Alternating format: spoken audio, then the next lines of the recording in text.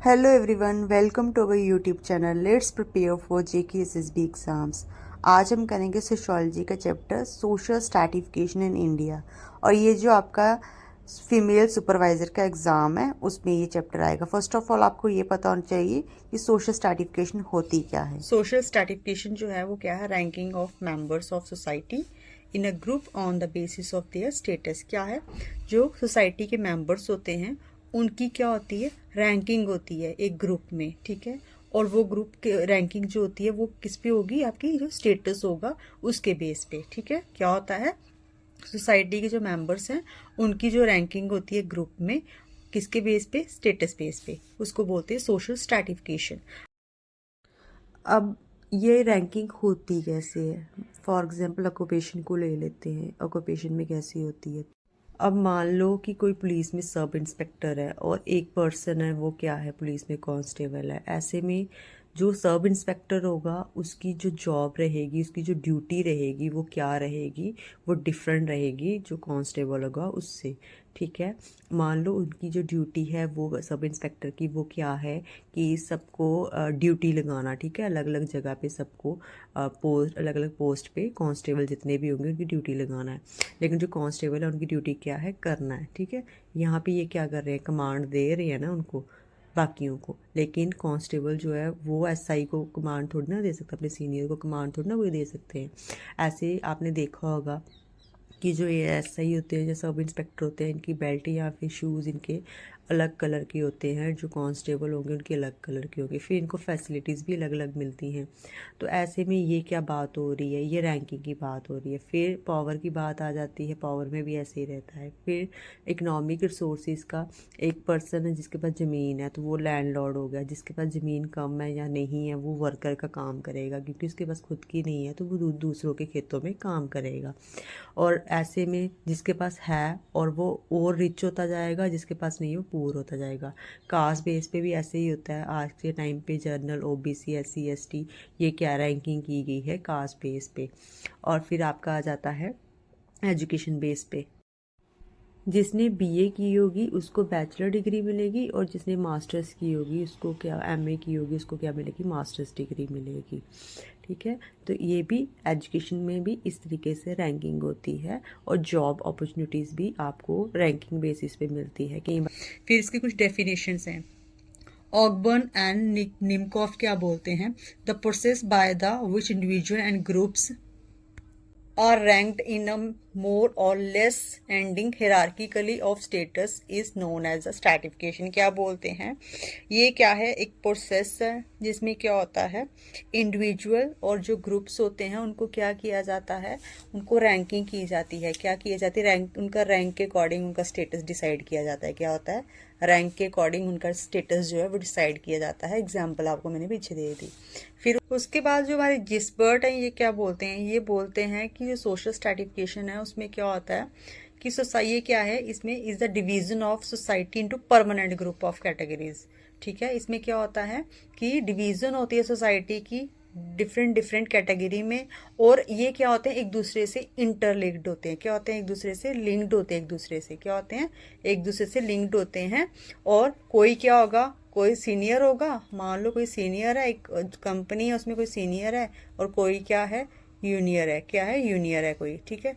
इसी तरीके से अगर कोई राजा है, मान लो सोसाइटी में कोई राजा है और कोई क्या है? उसकी प्रजा है, ठीक है। क्या है? उसकी प्रजा है। इस तरीके से क्या हो रहा है? ये एक दूसरे से, इनका अपना रोल है, इनका अपना रोल है। और ये जो इनका रैंक है वो इनको क्या करता है? इनके स्टेटस को डिफ्रेंशिएट करता है इनसे। अब रेमोंड क्या बोलते हैं? वो बोलते हैं कि जो सोशल स्ट्रैटिफिकेशन है ये क्या है? ये हॉरिजेंटल डिवीजन होती है सोसाइटी में, ठीक है। कोई क्या होगा? हाई और लो में। किस में होगी? हाई और लो में। जो सोशल यूनिट होती है उसमें हाई में कौन से आगे? जो रिच पीपल होंगे। लो में कौन से आगे? जो वर्कर्स होंगे, जिनकी फाइनेंशियल कंडीशन जो है एज कम्पेयर टू हाई, जो रिच पीपल है उनसे क्या है? कम है, ठीक है। अच्छी नहीं है, इम्प्रूव नहीं है। Now we have types of social stratification. अब इसके टाइप्स कौन कौन से हैं? एक तो होती है कास्ट बेस, फिर क्लास बेस होती है, ऑक्यूपेशन बेस पे होगी आपकी, फिर स्टेट बेस पे होगी, फिर आपकी स्लेवरी होगी, जेंडर होगी, ठीक है। कास्ट पे कौन सी होगी, जैसे वो कास्ट बेस पे जो आपकी सोशल स्ट्रैटिफिकेशन होती है वो क्या होती है, बाय बर्थ होती है। क्या होती है, बाय बर्थ होती है, जिसमें क्या हो गया, मान लो किसी ने अगर ब्राह्मण की फैमिली में जन्म लिया है तो वो क्या हो गया, ब्राह्मण हो गया। अगर किसी ने क्षत्रिय में जन्म लिया वो क्षत्रिय हो गया, किसी ने वैश्य में लिया वो वैश्य हो गया, अगर किसी ने शूद्रा मेरे कास्ट में जन्म लिया है तो वो बाय बर्थ क्या हो गया, उसी में शूद्रा कास्ट का ही हो गया। अब क्या है कि क्लास बेस पे क्या रहता है, क्लास स्ट्रैटिफिकेशन जो रहती है उसमें क्या होता है कि कौन अगर कोई रिच क्लास में जन्म ले रहा है तो वो क्या हो गया, रिच वो किस में आएगा, आपका एलीट क्लास में आएगा। किस में, एलीट क्लास में आएगा। इसके अलावा अगर आपका कोई लो क्लास में जन्म ले रहा है या फिर मिडिल क्लास में जन्म ले रहा है तो वो किस में आएगा, मिडिल क्लास में आएगा, लोअर क्लास में आएगा, ठीक है। क्योंकि उनकी फाइनेंशियल कंडीशन उनको शो करेगी कि उनका स्टेटस क्या है, उसका फिर उनका जो कॉस्ट्यूम होगा, उनका रहने सहने का तरीका होगा, वो शो करता है कि उनकी क्लास क्या है। फिर अभी बात करते हैं in this person position depend on very great extent. अब इसमें बोला है कि बंदे की जो पोजीशन होती है ना वो शो करती है कि उसकी क्लास क्या है, क्या उसने अचीवमेंट की है, उसकी एबिलिटी क्या है, वो शो करती है कि उसकी क्लास क्या है बंदे की, ठीक है। थर्ड है स्टेट। अब क्या होता था, जो मिडिवल यूरोप हुआ करता था उस टाइम पे क्या होता था, जो स्ट्रैटिफिकेशन होती थी वो क्या होती थी, वो बर्थ और फिर वेल्थ के या फिर पोसेशन के बेस पे हुआ करती थी। और हर एक स्टेट का क्या हुआ करता था, खुद की स्टेट हुआ करती थी। नेक्स्ट है स्लेवरी। स्लेवरी में बोलते हैं हर एक स्लेव का एक ना एक मास्टर होता है, और जिसके पास पावर, जो रिच होगा जिसके पावर होगी वो क्या होगा, वो अब जो पुअर होगा उसको अपना स्लेव बना लेता है, ठीक है। इस तरीके की रैंकिंग कार्ल मार्क्स ने भी सोसाइटी में बताई है। जैसे कि जो रिच हुआ करते थे कि उनको क्या बोला जाता था, कैपिटलिस्ट बोला जाता था, जिनके पास खुद की ज़मीनें होती थी, लैंडलॉर्ड होते थे जो। और जो पुअर कौन होते थे, जिनके पास ना खुद की ज़मीनें नहीं हुआ करती थी, ठीक है। जो पुअर हुआ करते थे वो कौन होते थे, जो वर्कर्स हो गए, आपके लेबर होगी जो आपकी, जो कि क्या करती थी, इन कैपिटलिस्ट को काम करके दिया करती थी। और ऐसे में इनके पास क्या होता था, ना ही इनके पास खुद की ज़मीन हुआ करती थी, ना ही कोई इनकम का सोर्स हुआ करता था, और ना ही इनके पास पैसा हुआ करता था, ठीक है। तो ऐसे में क्या होता था, जो रिच क्लास के लोग हुआ करते थे ये पुअर क्लास के लोगों को एक्सप्लॉइट किया करते थे। और रिच जो होता था दिन ब दिन रिच बनता जाता था, और जो पुअर होता था वो दिन ब दिन पुअर बनता जाता था, ठीक है। और इस तरीके से ये दिन ब दिन इनको एक्सप्लॉइट करते रहते थे, दिन ब दिन इन पे भ्रष्टाचार जो था वो करते रहते थे। ऐसे ही जो ऑक्यूपेशन बेस्ड रैंकिंग होती है उसमें जैसे डॉक्टर्स हो गए, फिजिशियन हो गए, इनकी जॉब को हाई प्रेस्टाइज जो ऑक्यूपेशन माना जाता है, जबकि जो शू शाइनर होंगे या लेबर होंगे उनकी जॉब को क्या लोवेस्ट जॉब माना जाता है। फिर जो स्किल्ड वर्कर होंगे, जिनके पास कोई ना कोई हुनर होगा, उनको जॉब भी अच्छी मिलती है, और जिनके पास कोई जो मतलब हुनर नहीं है, कोई टैलेंट नहीं है, तो उनको जॉब भी नहीं अच्छी नहीं मिलती, उनको लेबर का काम आखिर में करना पड़ता है। देन इनकम बेस पे भी आपका ऐसे ही होता है। मान लो कि एक कंपनी है, उसमें एक एमडी है, उसकी सैलरी जो होगी वो क्लर्क से भी ज़्यादा होगी, और जो लेबर होगी उससे भी ज़्यादा होगी, क्योंकि उसका काम अलग है। फिर जो क्लर्क की सैलरी होगी वो लेबर से ज़्यादा होगी, क्योंकि वो ज़्यादा काम करके दे रहा है, और उसको एक रैंक मिला हुआ है ना, एक स्टेटस मिला हुआ है उसकी वजह से। फिर इसी तरीके से आपका आ जाता है कॉस्ट्यूम्स। और कॉस्ट्यूम्स में क्या हो जाता है, कॉस्ट्यूम की एग्जांपल आपको मैंने पहले दी थी ना, जैसे पुलिस या आर्मी में जिसकी जो पोजीशन होगी, जिसकी जो रैंक होगा, उस अकॉर्डिंग उसको यूनिफॉर्म में चेंजेस मिलेंगे, ठीक है। उस तरीके से वो यूनिफॉर्म जो होगा वो अलग अलग उनकी होगी। अब करेक्टरिस्टिक्स क्या हैं सोशल स्ट्रैटिफिकेशन की, क्या विशेषताएं हैं, ठीक है। और इसका क्या है, फर्स्ट ऑफ ऑल ये यूनिवर्सल है, मतलब कोई भी आजकल, पहले ज़माने में भी जो सोशल स्ट्रैटिफिकेशन होती थी, जो लोगों में रैंकिंग होती थी वो होती थी, चाहे उनके काम को लेके हो, चाहे उनकी कास्ट को लेके हो, चाहे उनके क्लास को लेके हो, ठीक है।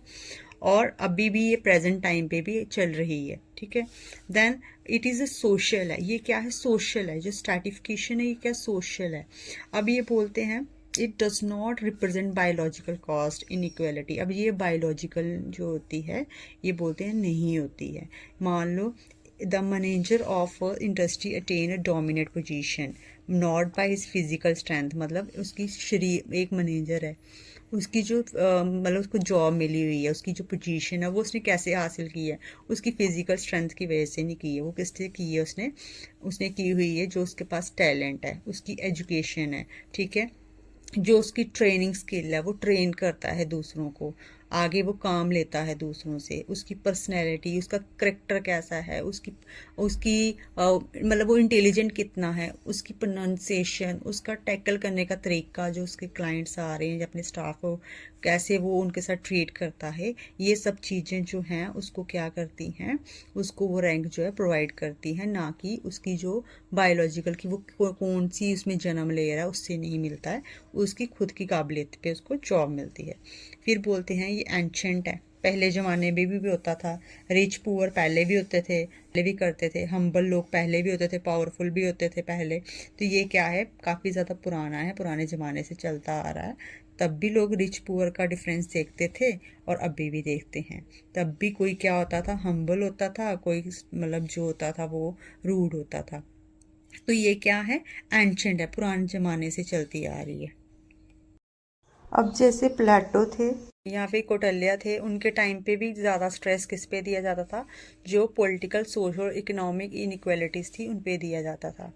फिर फोर्थ आपका आ जाता है, it is a diverse form, ठीक है, the form of stratification is not uniform in all the society. इन्होंने बोला है कि ये मतलब जो इसकी फॉर्म है स्ट्रैटिफिकेशन की, वो एक जैसी नहीं रहती, ये क्या है, चेंज होती रहती है। ये भी डिफ्रेंशिएट कैसे किया लोगों को एक दूसरे से, स्ट्रैटिफिकेशन कैसे हो रही है लोगों की, क्लास से, कास्ट से, उसकी क्लास क्या है, रिच है, हाई है, पुअर है, क्या है, कास्ट है, कौन सी जर्नल है, ओबीसी कैसे है, जहाँ तो उसके पास जो बिजनेस है या इंडस्ट्रीज की वजह से उसकी हो रही है, ठीक है, उसके काम की वजह से। इंडिया में जो स्ट्रैटिफिकेशन की जाती है वो कास्ट बेस की जाती है, किसकी कौन सी कास्ट है उसका उस हिसाब से उसको काम मिलता था। फिर जो एंशियंट आर्यंस थे उन्होंने क्या किया था, जो स्ट्रैटिफिकेशन की थी वो 4 वर्नास में की थी। जैसे ब्राह्मण जो होते थे, ब्राह्मण लोगों का खुद का अलग का काम होता था, प्रीस्ट वगैरह ब्राह्मण होते थे, जो कि ये एडमिनिस्ट्रेटर होते थे, ये कौन होते थे, क्षत्रियज होते थे, और जो बिजनेसमैन होते थे वो कौन होते थे, वैश्या, और जो कि लेबर क्लास वर्किंग क्लास होती थी ये कौन से होते थे, शूद्राज होते थे। तो फिर एंशियंट ग्रीक जो थे उन्होंने स्ट्रैटिफिकेशन कैसे की है, फ्री मैन और स्लेव में, कौन जो रिच है वो फ्री मैन है, और जो स्लेव कौन है, जो लेबर क्लास है वो वो है स्लेव्स है। फिर एंशियंट रोमन ने जो थी उन्होंने स्ट्रैटिफिकेशन कैसे की थी, उन्होंने की थी आपकी पार्टीशियन एंड द प्लेबियन से की थी, ठीक है उन्होंने। अब एग्ज़ाम में आपको इस तरीके का क्वेश्चन आ सकता है, मान लो एंशियंट आर्यन के बारे में पूछ लें, एंशियंट ग्रीक के बारे में पूछ लें कि इन लोगों ने जो स्ट्रैटिफिकेशन की थी वो किस बेस पे की थी, ऑक्यूपेशन बेस पे की थी या कास्ट बेस पे की थी या फिर वेल्थ बेस पे की दी थी, तो जो राइट आंसर होगा आपको वो बताना है। अब हम थोड़ा सा ये पढ़ लेते हैं कि जो सोशल स्ट्रैटिफिकेशन इंडिया में होती है वो कैसे होती है। एक तो कास्ट बेस्ड है और एक क्लास बेस्ड है। कास्ट बेस्ड कैसी होगी, एंशियंट टाइम पे क्या होता था, कास्ट बेस्ड हुआ करती थी, जैसे ब्राह्मण हो गए, क्षत्रियस हो गए, आपके वैश्यास हो गए, शूद्रास हो गए, ठीक है। अब ब्राह्मण जो होते थे उन वो कौन होते थे, प्रीस्ट होते थे, वैदिक स्कॉलर होते थे जिनको वेदों का ज्ञान होता था, या फिर टीचर्स होते थे जो कि क्या करते थे, पढ़ाते थे, ठीक है, गुरुकुल में जो गुरु हुआ करते थे वो हुआ करते थे। फिर क्षत्रियस कौन होते थे, रूलर्स होते थे जिनका काम होता था कि इसकी जो बाउंड्रीज वगैरह होती हैं उनको प्रोटेक्ट करना।